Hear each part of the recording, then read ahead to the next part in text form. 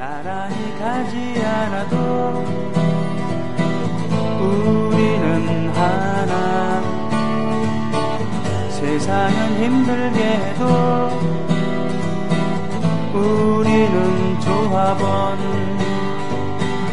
우리는 하나.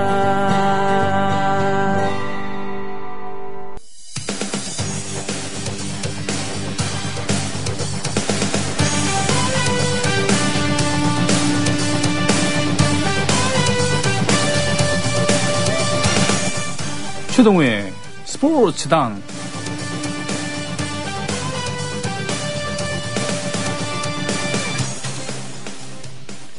예, 5월 5일입니다. 원래는 5월 1일이었었대요. 어린이날이. 그죠? 예. 1년 365일, 때로는 366일이 어린이날이어야 되는 그런 나라가 미래가 있겠죠. 실제로 선진국일수록 어린이들 귀하게 여기고, 그렇죠. 예. 근데 어린이라는 말 자체가 원래 100년 전만 해도 없었던 말이었다고 하죠. 소파 방정환 선생이 만들었던 말입니다. 어린이. 그렇죠. 그야말로 어린이를, 작은 아이들을 인격의 주체로 만든 그런 것이었죠. 잘 아시다시피 소파 방정환 선생은 의암 손병희 선생의 사위이기도 하고요. 넉넉한 풍채만큼이나 아이들을 좋아했었던 그런 분이라고 하죠. 자, 어렸을 때 태권도장 한두 번 이렇게 문을 두드리지 않은 사람 별로 없었겠죠. 오늘 최동우의 스포츠당, 지난 시간에 이어서 태권도 이야기를 계속하겠습니다. 스포츠 평론가 최동우 씨 오셨습니다. 안녕하십니까? 예, 안녕하세요. 네. 그 어린이날에 관련돼서 예. 뭔가 좀 즐거운 추억 같은 거 기억나시는 게 있습니까? 스포츠와 관련해갖고. 스포츠와 관련돼서 특별히 없네. 제 어렸을 때는 우리 경기도 평택시 팽성읍 안정리 카투사 다녀오신 분들은 다 압니다. 이 K6 정문에 있는 바로 앞에 이 GQ 양복점이라고 아주 유명한 그 GQ 양복점 장남으로 태어난 그 좀 사는 집이었네요. 예. 주로 놀았죠. 어린이나 의식하지 않고서 초등학교 운동장 가가지고 놀았죠, 주로. 안정리, 도두리, 예. 대추리. 그때 같이 놀았던 멤버 중에 한 명이 이제 이 예명을 필륜이라고 예. 그 재즈 공연을 하고 있죠. 지금 버클리 갔다 와가지고 예. 우연하게 만나게 돼가지고 나도 놀랬어요. 필륜. 임대용 PD 아세요? 들어보셨대요. 그렇죠. 예, 필륜이 있고 또 한 명은 또 하여튼 있습니다. 이 안정리가 낳은 3대 천재라고 해가지고. 그렇군요. 예. 저 같은 경우는 스포츠 관련해서 국민학교 6학년 때 예. 어린이날이 제일 기억이 나요. 국민학교 6학년? 네, 제가 무덕관의 그 유파에 소속돼 있었던. 무덕관파예요? 네. 저는 아직도 무덕관과 청도관이 뭐가 다른지 모르겠는데 이따 가르쳐 주시고 무덕관에 소속돼 있었던 천마체육관. 예, 저 성동구 자양동에 있었던 천마체육관에서 예. 어린이날이라고 낮에 모이라고. 예. 그날은 이제 이 대련 같은 거 안 하고 대신 도복은 입었는데 더 바쁘지 않나? 무슨 공연 같은 데 쫓아다니느라고? 그런 건 안 했고요. 예. 우리는 작은 체육관이었는데 도장이었는데 예. 거기 관장님이 다 모이라 그래서 예. 그 사탕이랑 음료수랑 과장을 이렇게 쫙 해서 거기 매트 위에 쫙 널어놓고 예. 둥그렇게 앉아갖고 먹으면서 예. 각자 장기 자랑하고 그랬거든요. 그때 찍은 사진이 아직도 있어요. 그때가 참 즐거웠어요. 그쵸. 어린이날. 그때 만났던 친구들이랑 예. 나중에 의형제를 결성해서 우리 또 다 4명이 같은 학년인데 예. 같은 학교였고 예. 제가 6일 차이로 둘째가 됐고 근데 4명이 이제 천마 의형제라고 이름을 지어갖고 예. 아직까지 같이 만나고 이렇게 나이 들어가고 있습니다. 청도간파? 아니 우리 무덕관인데요.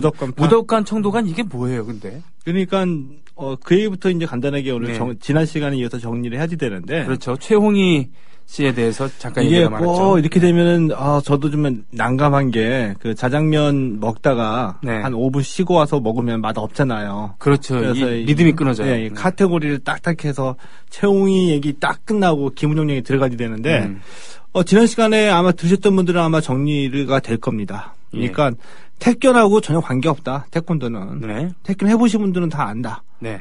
태권도 학계 우리나라에서도 태권도가 대학에도 만들어지다 보니까 우리가 자부심을 가진 만큼 태권도가 전 세계에 우리가 수출한 명품이고, 태권도를 통해서 한국과 이 태권도에 대한 경외심을 갖고 계시는 해외에 있는 외국인이 굉장히 많이 있습니다. 태권도 배우는 사람들 중에. 이러다 보니까, 돈 많이 버시고 좀 성공하고 난 다음에, 가계도를 새로 쓰시는 분들이 계세요.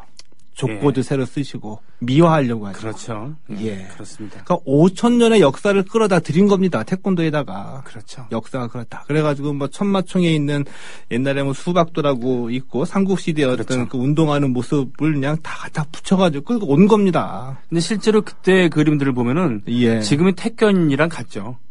태견이랑 같죠. 태견 같은 경우는 지금 태견도 많은 유파가 있습니다만 현재. 그것이 태견이 본격적으로 부활이 된 것은 송덕기옹이라고.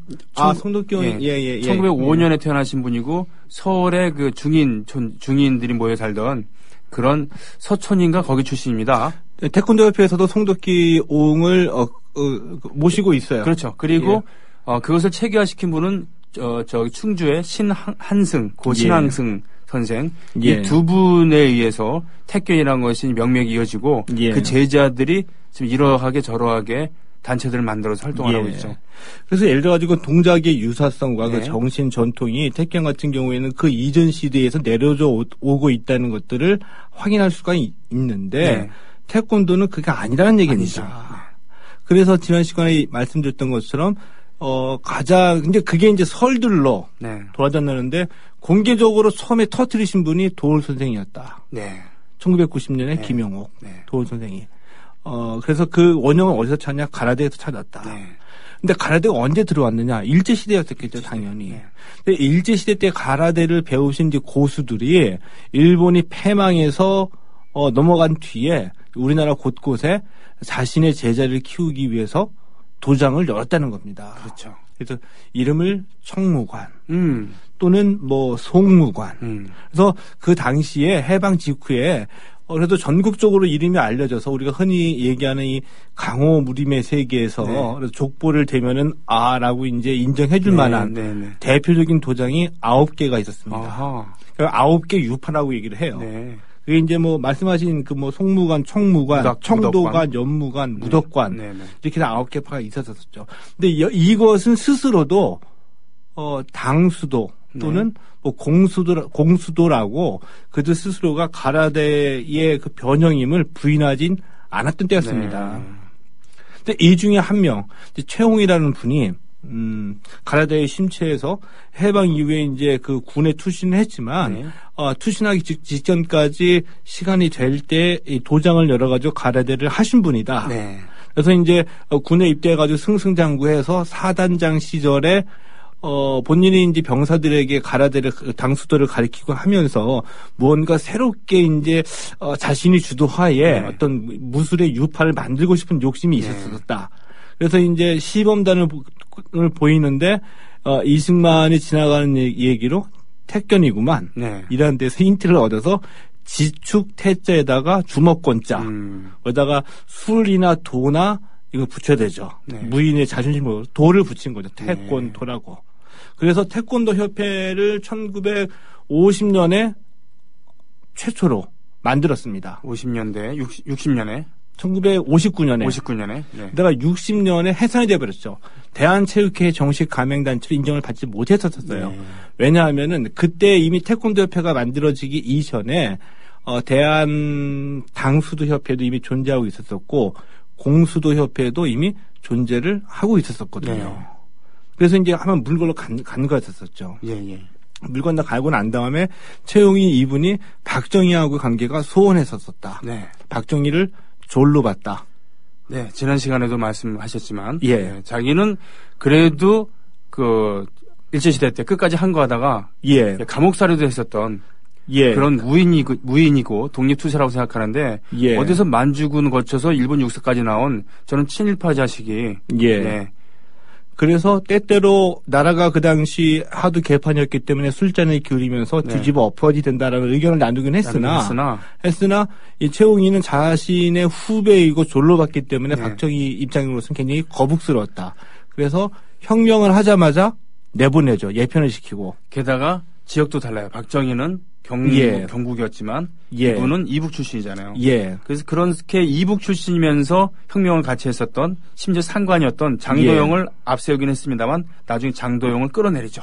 박정희가. 네. 그래서 69년에 예편을 시키고 말레이시아 대사로 내보냈다가 다시 이제 귀국을 69년에 하게 되거든요. 그랬는데 이 최웅이라는 분이 그 59년 대한 태권도 협회를 만들 때에 당수도 협회와 공수도 협회가 기존에 있었는데 좌시할 수만은 없잖아요. 그렇죠. 그래서 크게 반발을 하면서 대한 태수도 협회로 통합을 했었어요. 당수도협회랑 공수도협회가 태수도협회로. 태권도와 맞붙으려고. 태수도협회는 계속 해체되지 않고 명맥을 유지하고 있었거든요. 근데 이 말레이시아 대사로 나가 있을 동안에 이 태수도협회에 이제 군 출신들이 계속 협회장을 오게 되는데, 대사 임기 끝마치고 국내로 돌아오고 난 다음에 대한 태수도협회 회장으로 취임하게 됩니다. 그렇군요. 69년에. 그리고 나자마자 이 태수도협회를 이름을 바꾸죠. 태권도로? 태권도협회로. 그 태권도협회가 현재까지 이제 줄줄이 내려오고 있는 겁니다. 그렇군요. 대한태권도협회. 그리고 66년에 큰 일을 하나 저지르게 됩니다. 66년에? 서울에서 우리나라에서 최초로 우리가 주도권을 잡고 국제적인 조직을 만들게 되죠. 그것이 바로 국제 태권도 연맹을 창설하게 됩니다. 우리나라에서 그 라이센스를 갖고 있는 그런 종목을 가지고 국제기구를 만들었 거예요. 그죠? 그래서 이 최웅이의 주도로 만들었습니다. 그래서 이른바 이제 ITF라고 얘기는 하는 거거든요. 근데 이 ITF가 조금 이따 이제 말씀을 드리게 될 텐데 이 WTF는 ITF에 대항하기 위해서 이 김은용이 만드는 세계 태권도 연맹이거든요. 그래서 이 최용희가 죽기 전까지 국제 세계 태권도계는 양분되어 있었습니다. ITF 계열과 WTF 계열. 그러니까 일단은 먼저 생긴 것이 ITF고, 또 그것도 73년에 WTF가 만들어지게 되죠. 66년에 먼저 생겼고, 그것도 남한에서 만들었고, 최용희 씨가 총재를 맡았어요. 그렇죠. ITF를 주도를 하게 되면서 그때서부터 사범들을 될 수 있는 대로 내보내기 시작해가지고 전 세계에 태권도를 보급을 하기 시작한 거였었죠. 그러니까 최용희 선생이 그걸 먼저 했던 거예요? 먼저 갔었었죠. 최용희가 주도를 해서 만든 겁니다, ITF를. 근데 시간이 흘러서 최용희의 입지가 점점 좁아집니다. 왜요? 박정희 정권이 드디어 야수와 같이 야수성을 드러내면서 유신독재 들어갔잖아요. 유신독재. 그러면서 이제 무리한 요구를 하죠. 박정희의 눈이 예를 들어가지고 지난 시간에 말씀드렸던 대로 이 태권도가 좀 이뻤죠. 국기에 대한 뭐 예절도 갖추고 까라면 까고 이러니까 이 태권도한 선수들을 행동대원으로 좀 써먹자. 필요할 때마다 콜하고 깡패 비슷하게 말이죠. 그쵸. 부사대. 그 전에 뭐 김두한이나 뭐 이런 분들이 했던 역할들을 예를 들면 요긴하게 필요할 때마다 콜이 들어가는 거예요. 최용희한테. 이거 무도인으로서 이게 제정신 갖고 있으면 안 최용희 이 양반이면 적당히 야합하고 했었으면은 잘 나갈 수 있었겠죠. 근데 이제 그 거부를 해버린 거죠. 결정적으로 그렇게 이제 필요에 의해서 박정희가 유지를 하다가 도저히 안 되겠다. 박정희가 해서 카드를 다시 내밉니다. 뭐라고요? 김은용이라는 이 최용희 입장에서 보게 되면은 새파랗게 젊은. 그러니까 그 최용이라는 분이 태권도와 나라는 이 자서전을 썼는데 거기 이런 부분이 나옵니다. 자기가 그 장군이었을 때 자기 당번 장교 있죠. 부관. 부관이었었다. 그리고 내가 이 탁구 칠 때 공 열심히 잘 주워 갖고 온 똘똘한 놈이었었다. 그러니까 비서죠. 부관이라는 것이 사회에서 비서입니다. 아주 이렇게 그 격화를 시켜봐라고 표현을 해요. 그러니까 그 말의 뜻은 나와는 비교가 안 되는, 게임이 안 되는 그런 그 풋내기였었다. 이런 뜻이겠죠? 근데 이 김은영이가 이제 그 당시에는 이 청와대 경호실에서 이제 근무를 하고 있었었는데 박정희가 최용희를 내몰고 태권도를 키워보라는 오더를 줘서 대한 태권도 협회장으로 들이밀죠. 이렇게 된 겁니까? 그러니까 그럼 ITF가 원래 있었는데 73년에 새로운 기구를 그러니까 김은용이 지가 만든 게 아니라 박정희가 그게 도와줘서? 예. 그러니까 이게 71년이었습니다. 71년. 김은용이가 대한 태권도 협회장으로 오게 된 게 네. 그래서 72년도에 이 최홍희 선생이 캐나다로 망명을 가게 되죠. 71년에 김은용을 키워주는 것이 증명이 됐을 때 예. 최홍희 선생은 1년 있다가 캐나다로 망명. 아하. 망명을 가고 캐나다로 망명을 가서 캐나다 현지에서 이제 ITF에 주력하게 됩니다. 잠깐 여쭤보고 싶은 게 예. 최홍희 선생이 자서전에 그렇게 예. 그 박정희나 또는 김은용에 대해서 그렇게 내 깜이 아니다라고 한 단순히 그런 자존심 때문에 예. 쟤는 그 나에 비해서 경력도 일천하고 뭐 그리고 나는 그런 기계가 있는데 쟤들은 아니다. 예. 게다가 쟤는 쟤 중에 하나는 내 부관이었고 비서였는데 어떻게 같이 할 수 있겠느냐라는 그런 단순한 그 자존심, 그 남자의 자존심 때문에 예. 반발한 것인지 예. 자칫하면 그렇게 될 수가 있거든요. 네. 그 무슨 말씀?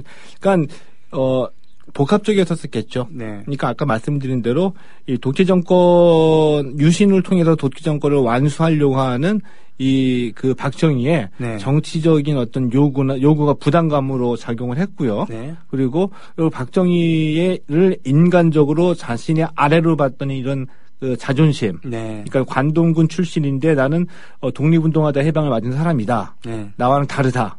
그리고 거기에다가 정치적으로 이 태권도를 키워보려고 자기가 욕심도 있었고 주도해서 나가려고 하는데 자신을 밀어내려고 하잖아요. 김은용을 넣어서.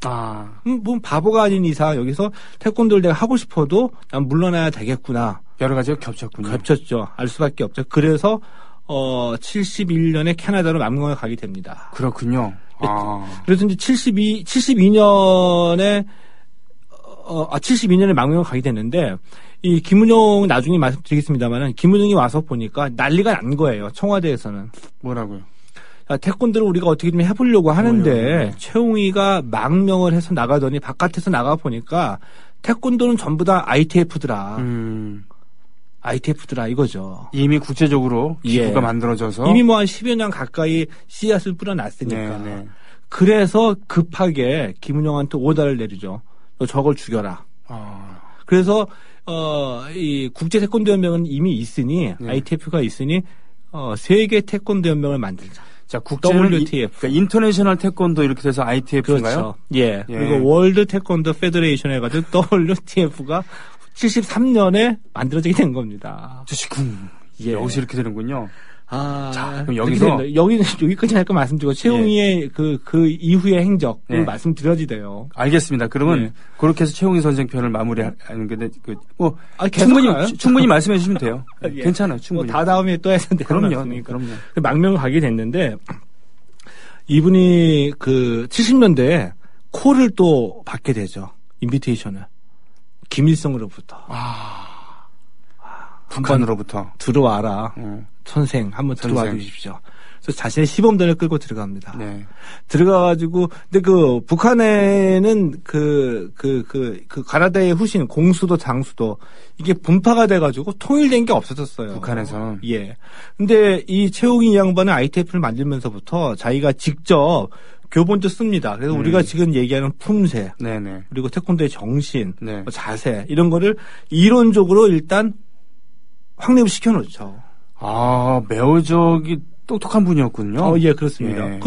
일본의 그 일제시대 때 주오다이가쿠, 중앙대학교 네. 법학과. 법대 출신이고. 예, 근데 약간 미쳐가지고 가나다에 돌아서긴 했었지만, 그러니까 나름의 이제 이론적으로 이렇게 완성시켜놨습니다. 네. 그래서 김일성이 콜을 받아 들어가서 보여줬죠.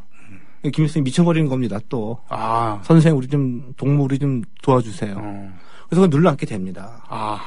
그게 언제쯤인가요? 이게 70년대였었어요. 70년대? 70년대 들어갔다가, 이제 들어가게 이제 거기서 눌러앉게 되죠. 네. 예. 그랬는데, 2002년에 숨을 거두게 됐거든요. 네. 돌아가셨는데, 공산주의자라고까지는 저는 보지는 않는데, 네. 근데 열심히 그것을 하셨는지, 평양에 있는 혁명 열사 릉에 안치가 됐습니다. 자, 그럼 또 이렇게 체제 경쟁의 그런 일부분이 되고 말았군요. 예. 어쩔 수 없이 ITF랑 WTF. 그렇게 됐죠. 그런 사이에 1981년에 네. 캐나다에서 네. 아마 기억하시는 분도 계실 겁니다. 이제 한국에서는 광주에서의 항쟁이 피로 끝나버리고 네. 전두환의 독재가 이제 막 시작해서 그 당시 정전에 미국도 갔다 오고 또 캐나다도 갔다 오고 네. 바빴었죠. 네. 근데 이 최홍희 선생의 아들이 최중화 씨라고 있죠. 아, 그건 모르겠네. 최중화? 예. 예. 근데 이분이 그 최홍희 아버지인 최홍희와는 사이가 별로 안 좋았습니다. 예. 왜 안 좋았냐면은 이 최홍희 장군처럼 파란만장한 삶을 사셨잖아요.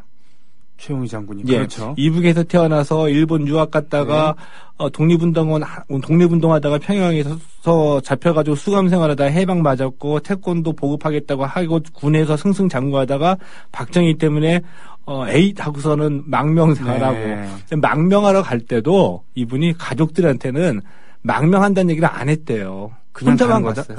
혼자만 간 거예요? 가족도 안 데리고? 예. 나 세미나 캐나다에서 있는데 세미나 갔다 올게 하고서는 오늘날 간 거예요. 망명해버리니까 우리 그 정보원들 기관원들이 와가지고 막 뒤지겠죠. 네. 요즘요. 이렇게 돼서 알았던 거예요. 근데 가족들은 1년 뒤에 갔거든요. 그러니까 이분은 나중에 이제 그 자서전에 보면은 태권도를 세계에 보급하겠다는 일념 가지고 사셨던 분이니까 네. 이런 남자 만나서 가족들은 고생 좀 하셔야 했겠죠. 그렇죠. 저의 선배이신 예. 권혜여 형. 권혜여 형이 예. 제 콘서트에 오셔갖고 예. 게스트를 하면서 예. 그런 얘기를 했어요. 제 얘기하면서 예. 자유로운 영혼뒤에 울부짖는 처자식. 이제 그런 네. 케이스였습니다. 그래서 이 최중화라는 분이 지금 귀국했어요. 2008년에 들어왔거든요. 남한에 대한민국에. 그 전향을 하고서 들어왔는데 한 얘기 들어보니까 짧게 말하는데 그 당시에 아버지가 캐나다를 망명할 때 가족들한테 세미나 한다고 캐나다를 가고 난 뒤 갈 정도에서 썼다. 어머니가 조금 고생을 하셨다.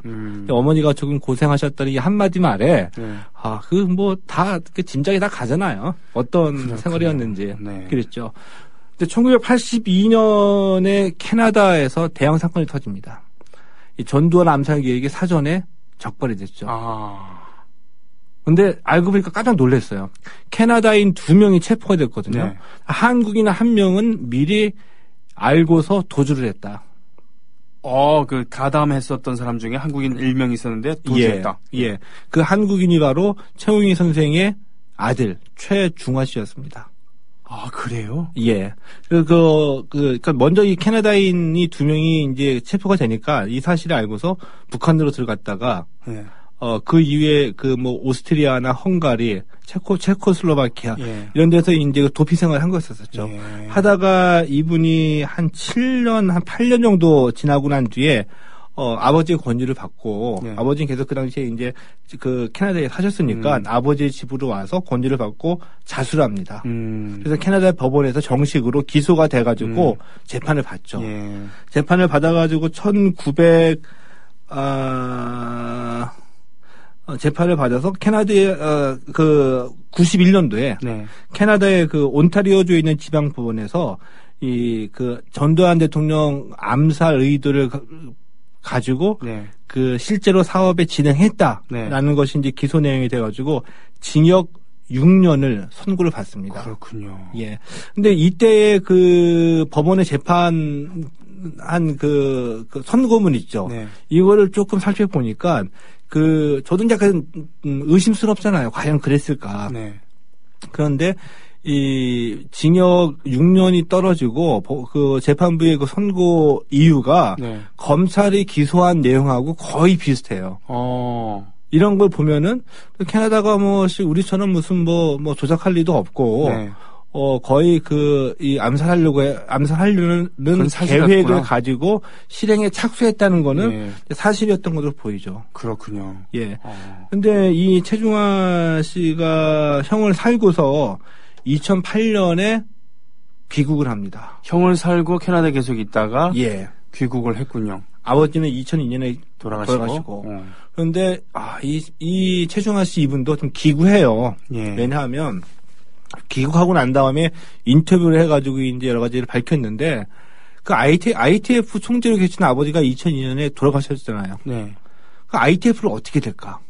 그러게요. 이미 국제적인 조직인데.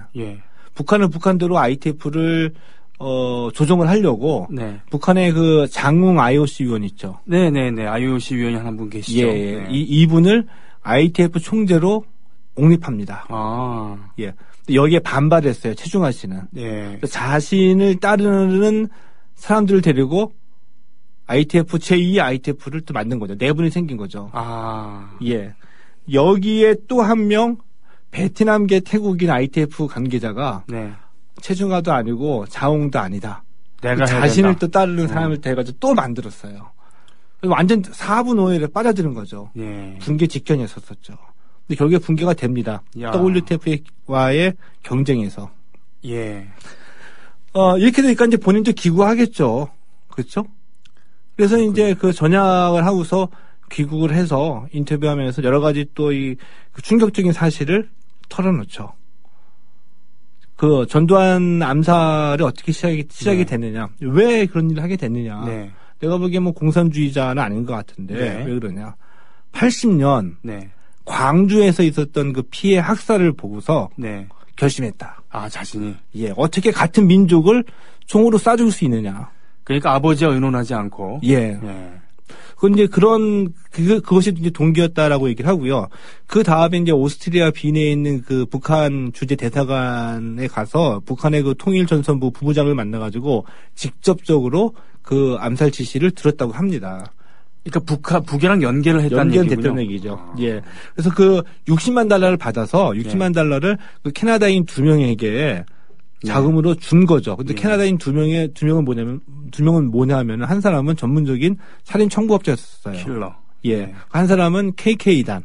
KKK, 쿠클락스 클란. 그러니까 예. 백인 우월주의자들. 네. 있는데 이들이 82년도에 전두환의 그 필리핀 순방길을 이 예정되어 있었거든요. 네. 근데 이 계획을 이들이 미리 알아가지고 이 전두환이 그 필리핀 순방 가가지고 필리핀의 유명한 휴양지에서 그 마르코스 대통령과 당시 필리핀의 마르코스 네. 대통령과 이제 골프를 치기로 했었대요. 네.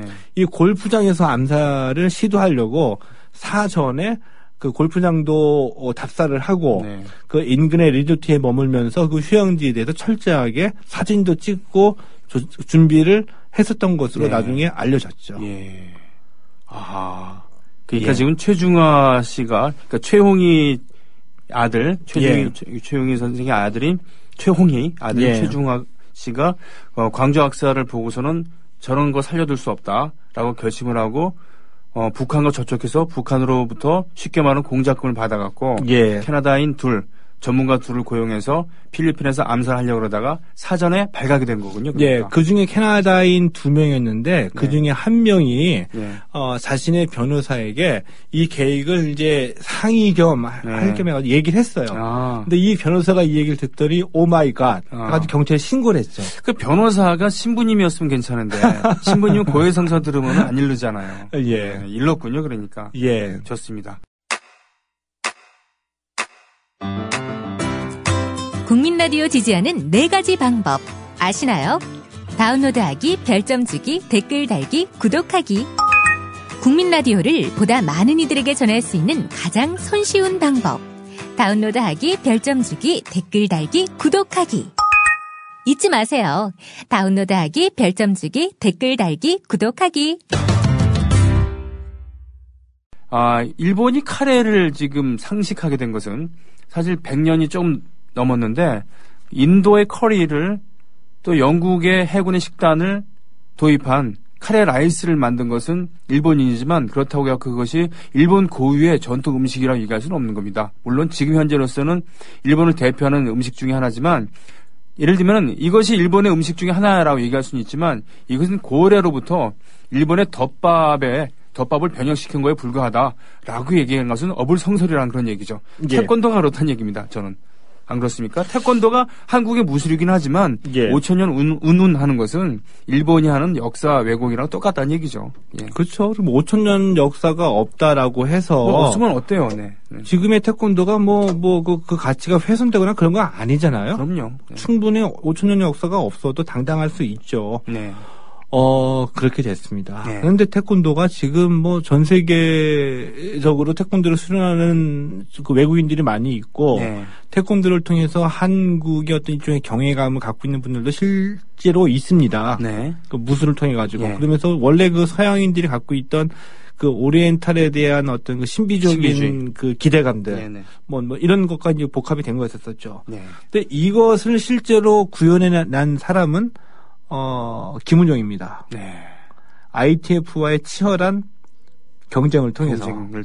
예. 더군다나 국가적인 지원을, 그러니까 최홍희 선생 같은 경우는 자신의 힘으로 ITF를 이루었지만 예. 결국은 나라로부터, 남한 정부로부터 끈이 떨어지죠. 예. 그리고 망명을 하고 북한 정부로부터 초청을 받았습니다만 예. 국력이나 이런 것은 아무래도 차이가 났을 테고 예. 또 북한 정부는 아무래도 북한 정부입니다. 최홍희 선생이 예를 들면 남한에 있을 때처럼 거기에 한 사람의 고위층으로 이렇게 할 수 있었던 그것과 끝까지 동화될 수 없는 분이 있었겠죠.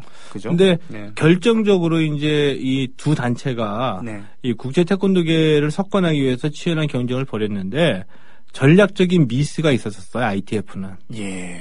근데 그 전략적으로 우위를 점할 수 있었던 후발 주자임에도 불구하고 네. 이 WTF가 전략적으로 우위를 점할 수 있었던 것은 나름대로의 이 김은용의 저는 공이라고 봅니다. 이 김은용 이분은 과도 많은 분이세요. 네. 과도 많은데 공이라고 봅니다. 근데 그것이 무엇이었냐면 뭐 아는 사람들 사이에서 아주 나쁜 사람이라고 저는 알고 있습니다. 네.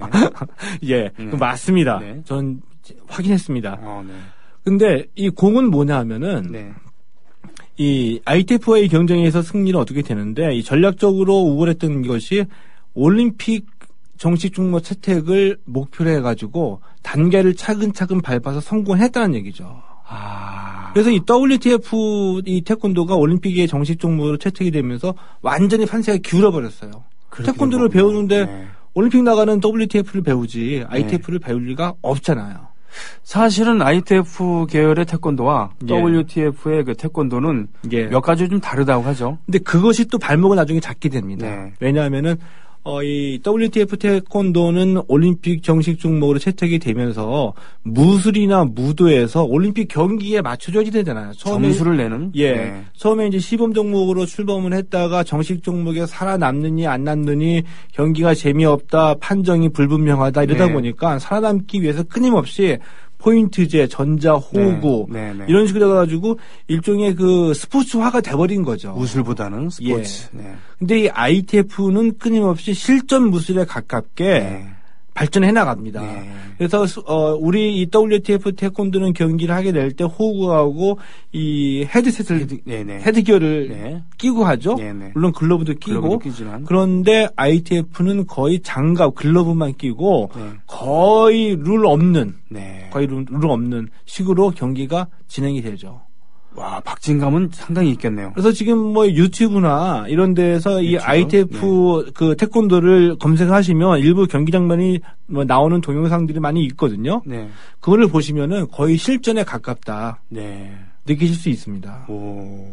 근데 그거를 보시는 분들은 우리 WTF 태권도를 장난이라고 격하하죠. 하지만 그것이 스포츠 저변을 확대하는 데는 유리했다. 예. 네. 그렇게 된.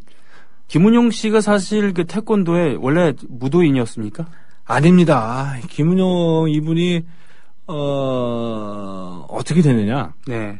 그러니까는 이분이 그 허정 내각이 있었었죠. 4.19 이후에. 과도 내각이었죠. 4.19 이후에 예. 61년 5.16 이전에 예. 과도 내각, 허정 내각 예. 수반이었죠. 네. 거기에 그 의전 비서관으로 이 사회생활을 첫 출발하게 됩니다. 네. 예.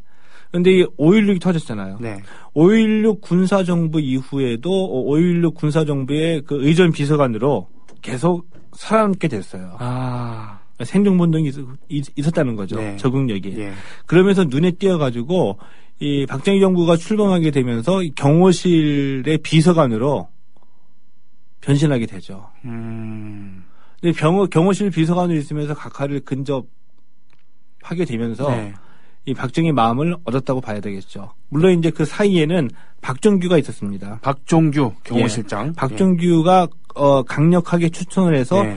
박정희의 신입을 얻어서 드디어 낙하산으로 내려오게 되죠. 어디 그렇게 된 거군요. 대한태권도 협회장으로.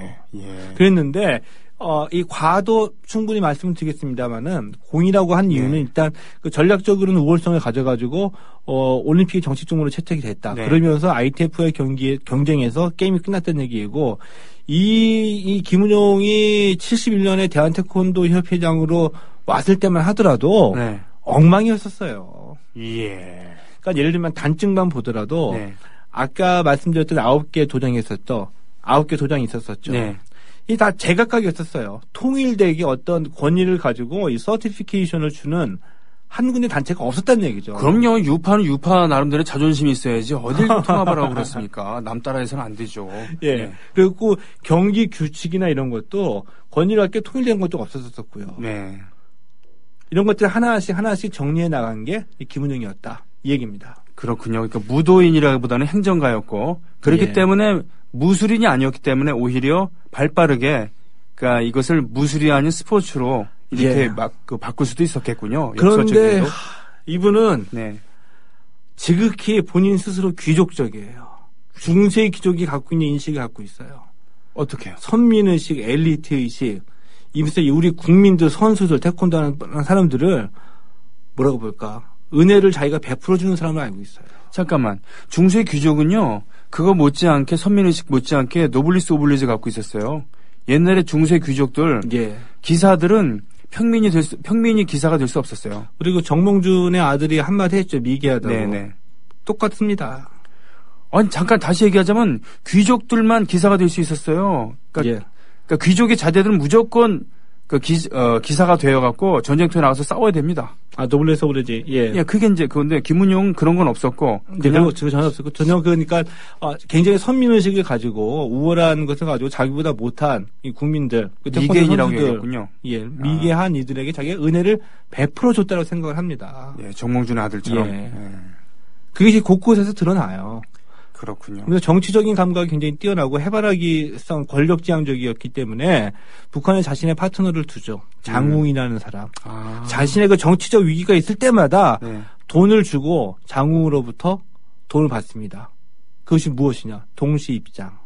아니면은 올림픽 때 네. 그 입장시켜서 동시 네. 입장하거나 아니면은 뭐 북한 선수들이 한국에 와서 경기를 하거나 이런 것으로 자신의 효용을 끝까지 만들어 나가죠. 김은용 씨가 그러니까 예. 돈으로 그 카운터 파트너인 장웅과 그 북한 체육계를 매수한 거군요. 매수라고 볼 수도 있죠. 장웅은 그렇죠. 장웅 입장에서 나름대로 또 현금이 필요할 수도 있었겠고요. 그러니까 그 김은용으로서는 매수한 거고 북한으로서는 파트너십을 구축한 거고. 예. 그래서 거래를 한 거군요. 쉽게 얘기하면. 예. 그것으로 자신의 그 정치적 생명을 끊임없이 이어가죠. 심지어는 나중에 국회의원도 하고. 예. 예. IOC 부회장까지 올라가고. 그리고 그것이 다 떨어졌을 때 비리가 들통이 나서 감옥에도 가고. 그런데 워낙 그 인간적으로 실망감을 느낀 사람들이 많았기 때문에 좀 적당히 하면 네. 저도 이런 얘기 안 합니다. 저도 이런 얘기 안 하겠지. 왜냐하면 제가 취재 기자였었을 때 네. 취재를 했던 분이기 때문에 네. 말씀을 드리는 거예요. 이런 얘기 안 하는데 적당히 하시지 않았기 때문에 드디어 정의의 칼날을 맞았죠. 정권이 바뀌고 난 다음에. 노무현 정권 때 네. 정의의 칼을 맞은 겁니다. 그렇군요. 예. 좋습니다. 오늘 그 태권도에 대해서 오늘 두 번째 시간이었는데 다음 시간에도 이어집니다. 이어집니까? 예. 좋습니다. 어린이날 맞이해서 태권도가 우리 동심을 파괴할 수도 있다는 것을 이렇게 알려주셨습니다. 다음 시간을 기약하겠습니다. 고맙습니다. 얍! 국민 라디오